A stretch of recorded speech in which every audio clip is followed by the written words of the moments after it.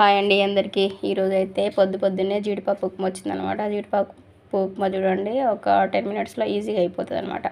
గిన్నె పెట్టేసుకొని ఇంకా పోపు వేసేసుకొని ఉల్లిపాయ పచ్చిమిరపకాయ అన్నీ వేసేసి కరివేపాకు వేసేసి అవి వేగేలోపు పక్కన ఒక గ్లాసు రవ్వ అయితే 4 గ్లాసుల నీళ్ళు పక్కకు పెట్టేసుకోవాలి. ఈ పోపు అయిపోయేలోపు ఇంకా అది అయిపోతుంది అనమాట.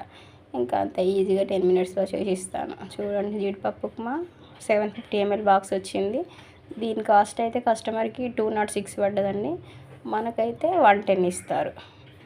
ఇంకా మిగతాది రిలే పర్సన్స్కి వాళ్ళ పర్సంటేజీ అలా అనమాట. ఇది ఇంతే. ఇంకా గడ్డలు లేకుండా కలిపేసుకొని మూత పెట్టేసుకోవాలి. మూత పెట్టేసుకున్నాక ఒక 2 మినిట్స్ చాలండి. కథం ఇలా అయిపోతుంది. పైకి వచ్చినట్టుగా తీసి తిప్పి చూస్తే అలా మంచిగా ఉంటుంది రవ్వగా. ఓకేనా, ఇంతే ప్యాక్ అయిపోయింది. డెలివరీ పర్సన్ వచ్చాడు. ఐటమ్ ఏంటండి? Item okay.